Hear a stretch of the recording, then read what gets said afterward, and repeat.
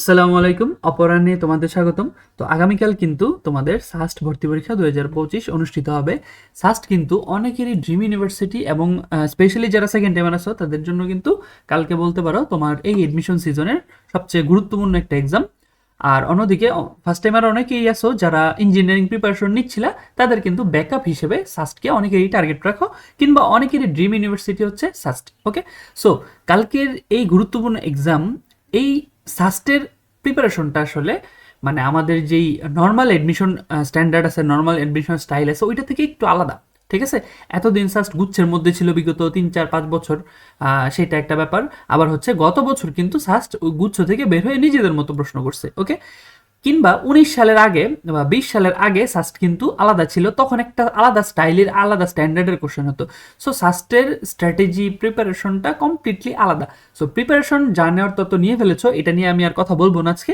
আমি শুধু আজকে আগামীকাল পরীক্ষায় বসে তোমার গুরুত্বপূর্ণ কিছু করণীয় এবং বর্জনীয় বর্জনীয় নিয়ে আলোচনা করব, যেটা তোমাকে খুব বেশি হেল্প করবে। আমার এই কথাগুলো জাস্ট মাথায় রাখবা, তোমাকে খুব বেশি হেল্প করবে ইনশাল্লাহ। তো আমি মূলত সাস্টের এক্সাম স্ট্র্যাটেজি নিয়ে কথা বলবো। আচ্ছা, প্রথমেই বলে নিচ্ছি যে সাস্টের যেই স্টাইল, এটা কিন্তু নর্মাল অ্যাডমিশনের প্রিপারেশনের তুলনায় ডিফারেন্ট। কেমন? 19 সালের আগ পর্যন্ত আমাদের সাস্ট একটা স্ট্যান্ডার্ডে কোশ্চেন করে আসতো, তাদের সেই চিরচেনা রূপে। আর 20 থেকে তো তারা গুচ্ছের আওতাভুক্ত হলো, গুচ্ছের মধ্যে 4 5 বছর 3 4 বছর চালাইছে, এরপর আবার গত বছর কিন্তু বের হয়ে গেল। সো এই যে তিনটা ওয়ে, তিনটা স্টাইল, এই তিনটা স্টাইলকে তোমাকে সমন্বয় করে বুঝতে হবে বা প্রেডিক্ট করতে হবে যে এইবার কোশ্চেন প্যাটার্নটা আসলে কেমন হবে। তো চলো শুরু করা যাক। আমি প্রথমেই বলে নিচ্ছি যে কোশ্চেন প্যাটার্ন যাই হোক না কেন, ফার্স্ট কোশ্চেন কখনোই অত বেশি সহজ হবে না, মানে একদম পানি ধরায় দিবে এরকম না। গত বছরটা তুলনামূলক সহজ হয়েছে, বাট এছাড়া একদম তোমাকে পানি হবে তোমার জগন্নাথের মতো বা ঢাবির মতো কাইন্ড অফ প্রশ্ন করবে একটু সহজ স্টাইলে, ওরকমটা আসলে হবে না। ঠিক আছে, আহ, গত বছরের প্রশ্নটা তুলনামূলক সহজ ছিল, ওইটা একটু different case. But normally typical SUST বলে আমরা যা জানি তা কিন্তু সাস্টের সেই চিরচেনা স্ট্যান্ডার্ড হার্ড একটা কোশ্চেন। ঠিক আছে, আচ্ছা আমি সাবজেক্ট ওয়াইজ আসবো। তো প্রথমে বলে নিচ্ছি সাস্টের কাটমার্ক খুবই কম হয়, প্রত্যেকটা ইউনিভার্সিটির তুলনায় সাস্টের কাটমার্ক খুবই কম হয়। অ্যারাউন্ড 50% তুমি যদি এনশিওর করতে পারো, তোমার কিন্তু সাস্টে একটা সিট থাকবেই। গত বছর আমরা সাস্টের কাটমার্ক অ্যানালাইসিস এবং প্রেডিকশন দিয়েছিলাম, সেখানে আমরা মার্কটা খুবই কম ধরছি, খুবই কম। ঠিক আছে, সবাই বলতেছিল ভাইয়া কোশ্চেন অনেক সহজ হয়েছে, বিভিন্ন এডটেক চ্যানেলে বলতেছিল যে অনেক অনেক কাটমার্ক হবে, কাটমার্ক বেড়ে যাবে। বাট দিন শেষে একদম তুমি যদি খোঁজ নিয়ে দেখো, আমাদের ভিডিওটা চাইলে এখনো দেখতে পারো, একেবারে শেষ পর্যন্ত যে সিটটা গেছে সেটা কিন্তু আমাদের প্রেডিকশন অনুযায়ী মোটামুটি 100% ঠিক আছে। সো আমরা বলছিলাম কি যে সাস্টের কোশ্চেন সহজ হয়েছে ঠিক আছে, বাট এই কাটমার্কটা কিন্তু খুব বেশি হবে না, খুব বেশি হবে না। আচ্ছা, সো আমি বলবো তুমি যদি 50% মার্কস পাও, মানে 80-তে তুমি যদি 40 তুলতে পারো, তোমার জিপিএ টিপে যদি সব ঠিক থাকে, সেকেন্ড টাইমারদের মার্ক ডিডাকশন বাদে বলতেছি, তোমার যদি 40 থাকে তাইলে তুমি শিওর থাকো কোশ্চেন যেই স্টাইলেরই হোক, যেই স্ট্যান্ডার্ডেরই হোক, তোমার চান্স থাকবে ইনশাল্লাহ। যদি হার্ড হয় তুমি আরো কমে চান্স পাইতে পারো, 35+এও কিন্তু চান্স পাওয়ার সাস্টের রেকর্ড আছে। ইভেন তুমি যদি 30+ও পাও, এমন বছর গেছে 30+এও চান্স হয়েছে। ওকে, সো ওইগুলা আপাতত যাচ্ছি না, কাটমার্কের কথা পরে সেটা, কিন্তু তুমি এইটুকু বিশ্বাস রাখো, তুমি যদি চান্স নিয়ে তোমার অনেক বেশি মাথা ব্যথা থাকে যে আল্লাহ আমার চান্স পাইতেই হবে, আমি খুব বেশি প্রেশারে আছি, তাহলে তুমি খুব বেশি টেনশন করো, জাস্ট 50% মার্কস তুমি এনশিওর করতে পারলে তোমার একটা সিট থাকবে। এরপর তুমি তোমার ভালো সাবজেক্ট পাওয়ার জন্য তুমি চেষ্টা করো, তোমাকে প্রথমে চান্সটা এনশিওর করতে হবে। স্পেশালি যারা ভাই সেকেন্ড টাইমার আসো, তাদের কিন্তু চান্সটা আগে এনশিওর করতে হবে। ওকে, আচ্ছা এবার আমি ইন্ডিভিজুয়াল আসি। ইন্ডিভিজুয়াল আমি বলবো সবচেয়ে ডিফিকাল্ট কোশ্চেন হবে সেই ম্যাথেই, সবচেয়ে ডিফিকাল্ট কোশ্চেন হবে, আবারও বলছি, ম্যাথেই। তুমি মিলিয়ে নিও, গত বছর ম্যাথটা তুলনামূলক একটু সহজ হয়েছে, বাট এই বছর আবার শাস্ত্রের চিরচেনা রূপে তারা ফিরে যেতে পারে, কারণ তাদের ম্যাথ কোশ্চেন কঠিন করতে ভালো লাগে। এটা প্রায় বছরের পর বছর হয়ে আসছে। ঠিক আছে, এটা চেঞ্জ হবে না খুব একটা। ওকে, সো খুব বেশি ডিফিকাল্ট না হলো, ম্যাথে বেশ ভালো স্ট্যান্ডার্ড একটা কোশ্চেন হবে, এটা তুমি মোটামুটি ধারণা রাখতে পারো। এরপরও পরীক্ষার হলে গেলে তুমি কোশ্চেন বুঝতে পারবা। ঠিক আছে, আচ্ছা তারপরে স্ট্যান্ডার্ড হবে হচ্ছে ফিজিক্স, তারপরে স্ট্যান্ডার্ড মানে একটু ম্যাথের থেকে একটু সহজ হবে হবে বা নর্মালি হয়ে থাকে হচ্ছে ফিজিক্স। আর কেমিস্ট্রি তুলনামূলক সহজ হবে, এটা তুমি 100% শিওর থাকো। কেমিস্ট্রি তুলনামূলক সহজ হবে, এটা তুমি 100% শিওর থাকো। সো যাদের কেমিস্ট্রি প্রিপারেশন ভালো, বা মোটামুটি ওদের জন্য গুড নিউজ, কারণ এইখানে ভুল করা যাবে না, এইখানে ভুল করা যাবে না, এইখানে মার্কস ক্যারি করতে হবে। ঠিক আছে, তোমাকে চান্স পাওয়ার জন্য নম্বর তোলার জোন হচ্ছে এইটা, নম্বর তোলার জোন হচ্ছে কেমিস্ট্রি। আর বায়োলজি কোশ্চেনটা কিন্তু তোমরা যারা বায়োলজি দেখাবা, বিগত বছর বায়োলজিটা ভেরি হার্ড হয়েছে, ঠিক আছে, যথেষ্ট হার্ড ছিল। মানে কি বলবো, এখানে যারা মেডিকেল প্রিপারেশনারও ছিল ওরাও মনে করো যে কি বলে যে একদম মানে ওদের কষ্ট হবে, ঠিক আছে। সো বায়োলজিটা গত বছর হার্ড হয়েছে, ম্যাথটা তুলনামূলকভাবে নর্মালি যা হওয়ার তার থেকে সহজ হয়ে গেছে। সো কোশ্চেন প্যাটার্ন যে কোনো টাইপের হইতে পারে, বাট মানে মোস্ট প্রবাবলি মোস্ট একদম চান্স বেশি কেমিস্ট্রি অনেক ইজি হবে, ফিজিক্সটা মোটামুটি হবে, ম্যাথটা হার্ড হবে, আর বায়োলজিটা বলা যায় না, যেহেতু গত বছর হার্ড করছে এই বছর হার্ড হইতে পারে। সো এটা হচ্ছে জাস্ট ইনিশিয়াল একটা সেট আপ মাথায় রাখলা, ওকে। আচ্ছা, তো এবার আমি আসলে কথা বলি যে সাস্টের যে করণীয় বা সাস্টের যে এক্সাম স্টাইলটা সেটা একটু ডিফারেন্ট হবে নর্মাল, মানে তোমার অন্য ইউনিভার্সিটির তুলনায়। যেমন ঢাবিতে বলো, অন্য ইউনিভার্সিটি বলো, সেগুলোর কাটমার্ক বেশি, তোমাকে বেশ ভালো রকমের একটা আনসার করতে হবে। কিন্তু সাস্টের ম্যাথে তুমি এমন এমন কোশ্চেন পাবা যেগুলো তুমি টাচই করতে পারবা না, ঠিক আছে, যেগুলো তুমি আসলে টাচ করতে পারবা না। ম্যাথ বলো বা বায়োলজি যেটাই হার্ড হোক, ফিজিক্সেও দু একটা কোশ্চেন থাকবে যেগুলো তুমি আসলে টাচ করতে পারবে না। সো তুমি যেটা টাচ করেও পারবা না, কাইন্ড অফ তুমি 3 থেকে 4 মিনিটও যদি ইনভেস্ট করো, 5 মিনিটও ইনভেস্ট করো, তাও না তুমি দেখবে যে আনসার বের করতে পারবা না, এমনও ম্যাথ থাকবে। সো তোমাকে আসলে প্রথম কথা, তোমার প্রথম বুঝতে হবে কি বলো তো ভাইয়া, তোমার প্রথম বুঝতে হবে কোনটা তুমি পারবা, কোনটা তুমি পারবা, কোনটা তুমি পারবা না, কোনটা তুমি পারবা, কোনটা তুমি পারবা না, ওকে। আচ্ছা, এখন যেটা তুমি পারবা না ওইটাতে তোমার সাস্টে টাইম দেওয়া যাবে না, কারণ আমি এইখানে 50% যদি আমি একুরেটলি আনসার করতে পারি আমার তো চান্স শিওর, একটা সিট শিওর ইনশাল্লাহ। তারপরে আমি ভালো সাবজেক্টের জন্য, কেউ সিএসি পড়তে চাও, আইপি পড়তে চাও, মেকানিক্যাল পড়তে চাও, ভালো সাবজেক্টের জন্য পরে আমি আগাবো, আমি আগে চান্স এনশিওর করি, তারপর আমি আমার মার্কস ক্যারি করবো, ওকে। সো খুব বেশি নার্ভাস হওয়া যাবে না। তোমার যদি কোনো একটা মানে ম্যাথ কোশ্চেনটা কঠিন চলে আসে তাহলে তুমি কুল থাকবা, তোমাকে জাস্ট ওভারঅল তুমি যেগুলো পারো, আমি আমাদের বিগত বছরের অ্যানালাইসিস করে সাস্টের প্লেলিস্ট আছে, তোমরা ওই প্লেলিস্টটা চাইলে, এখন তো আর সময় নেই বাট একটু নজর রাখতে পারো যে সাস্টের ম্যাথ যে কোশ্চেনগুলা এগুলা কঠিন হয় ঠিক আছে, বাট এরপরেও না তোমার একটা ভালো রকমের নাম্বার তোলা যায়, একটু সিক্রেটলি বুঝতে পারলে তোমার ভালো রকমের নাম্বারটা তোলা যায়। কিভাবে একটু দেখো, তো আমি যদি একটু ম্যাথের কথা বলি, এই পাশে বলতেছি, ম্যাথে আসলে ধরো 20টা কোশ্চেন আসে, এই 20টার মধ্যে না তুমি যে 10টা থেকে 12টা খুব সহজ লেভেলের পাবা, যতই শাস্ত কঠিন কোশ্চেন করুক না কেন 10টা থেকে 12টা ম্যাথ তুমি পারবা ইনশাল্লাহ। মানে তুমি এই 10টা থেকে 12টা যদি খুঁজে খুঁজে আনসার করে ফেলতে পারো খুব সুন্দরভাবে, তাহলে কিন্তু তোমার এখানে 50% প্লাস মার্ক উঠে যাচ্ছে, ঠিক আছে। তারপরের যে কিছু মিডিয়াম ক্যাটাগরির ম্যাথ এগুলো তুমি একটু পরে চেষ্টা করলে, না পারলেও সমস্যা নেই। আর হার্ডগুলো তুমি টোটালি স্কিপ করো, কোনো সমস্যা নেই।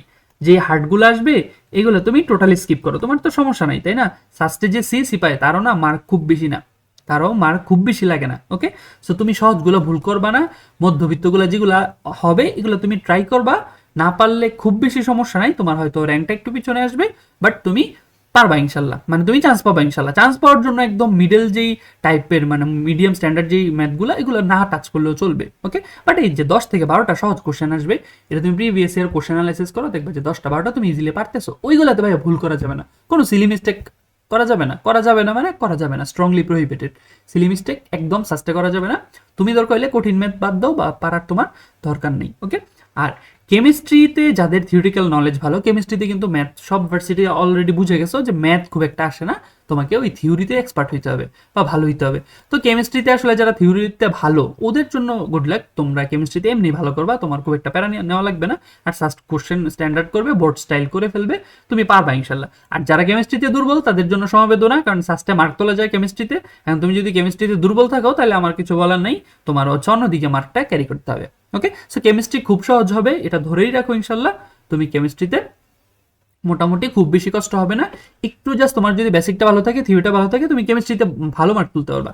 আচ্ছা, আমি একটু কালার নেই, আমি বলতেছি যে কেমিস্ট্রিতে ইনশাল্লাহ তুমি কেমিস্ট্রিতে মোটামুটি যে ধরো 20-এ তুমি 14 প্লাস তুলতে পারবে ইনশাল্লাহ, 14 মানে 15 প্লাসও তুলতে পারবে অনেকে, কোনো সমস্যা নেই, ঠিক আছে। আর বায়োলজির ক্ষেত্রে বায়োলজি প্রিপারেশনটা আসলে ভ্যারি করে, অনেকে পারো অনেকে পারো না, কেউ কেউ বি ইউনিট এক্সাম দিবা, ওদের জন্য তো ধরো বায়োলজিটা প্রিপারেশন অনেকের ভালো। সো যাদের প্রিপারেশন ভালো ওরা বায়োলজিটা দাগাতে পারো অবশ্যই। বায়োলজিতে কঠিন হইলে তো কোনো কথাই নাই, গত বছরটা ডিফিকাল্ট ছিল, বাট নর্মালি এত ডিফিকাল্ট হবে না, হওয়ার কথা না। সো বায়োলজিতে তুমি মোটামুটি প্রিপারেশন, এটা আসলে প্রিপারেশনের উপর বোর্ড স্ট্যান্ডার্ড কোশ্চেন হবে এটাই ধারণা, বোর্ড স্ট্যান্ডার্ড থেকে হালকা একটু স্ট্যান্ডার্ড। এইটাতে তুমি ধরো তোমার যদি প্রিপারেশন ভালো থাকে, তুমি যদি ধরো যে 12+ যদি তুলতে পারো, মোটামুটি তোমার ভালো একটা পরীক্ষা হবে।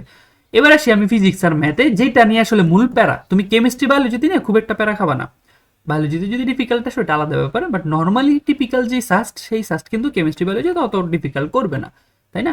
সো তুমি কেমিস্ট্রি বায়োলজিতে যতটা পারো মার্ক তুলবা, ওকে? এখন ফিজিক্স আর ম্যাথের ব্যাপারে আসি, তার আগে একটা কথা বলে নেই, তুমি কিন্তু আনসার শুরু করবা বায়োলজি অথবা কেমিস্ট্রি দিয়ে।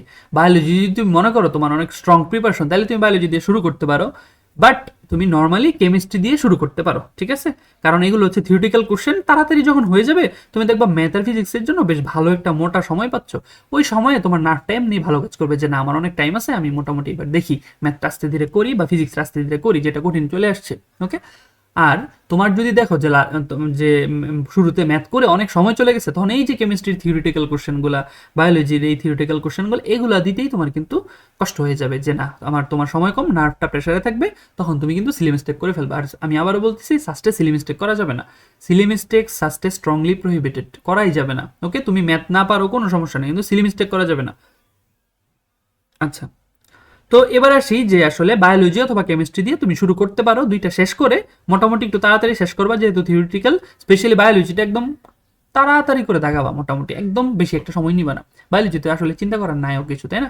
আর তারপর তুমি দিতে পারো ফিজিক্স, অথবা কেউ যদি ম্যাথে এক্সট্রিমলি ভালো থাকো, যাদের ক্যালকুলেটর নলেজ খুব ভালো, তারা কিন্তু ম্যাথও দিতে পারো, এটা জাস্ট তোমার উইশ, এটা আমি এরকম কোনো স্পেসিফাই করে দেওয়ার কিছু নাই আসলে, ঠিক আছে? যার যার চয়েস। আমি প্রেফার করি যে ম্যাথটা স্ট্রং থাকলেও একটু লাস্টেই দাগাও, কারণ ম্যাথে আবার ধরো যে ফার্স্ট ভালোই কোশ্চেন করে, যেটা চিন্তা করতেও সময় লাগে, ওকে? আচ্ছা, তো এরপর তুমি ফিজিক্স অথবা ম্যাথ, এটা যার যার ইচ্ছা মতো দাগাবা। তবে এখানে একটা কথা আছে, সেটা হচ্ছে এখানে খুবই গুরুত্বপূর্ণ একটা কথা আছে, তুমি কিন্তু সাস্টের ম্যাথ ক্যালকুলেটর ট্রিক্স জানতে হবে তোমাকে, নাহলে তুমি কিন্তু কভার করতে পারবে না। অন্যদের থেকে তুমি আলাদা আগায় থাকবা যদি তোমার ক্যালকুলেটর স্ট্র্যাটেজি থাকে। আই রিপিট, ক্যালকুলেটর স্ট্র্যাটেজি থাকে। যাদের এখনো ক্যালকুলেটরের নলেজ ভালো না, আমি ডেসক্রিপশনে বা কমেন্টে একটা লিঙ্ক দিয়ে দিব, আমি ক্যালকুলেটর সাস্টের জন্য, স্পেশালি সাস্টের জন্য ডেডিকেটেড ক্যালকুলেটর ট্রিক্স নিয়ে আমাদের চ্যানেলে কিন্তু ভিডিও দেওয়া আছে।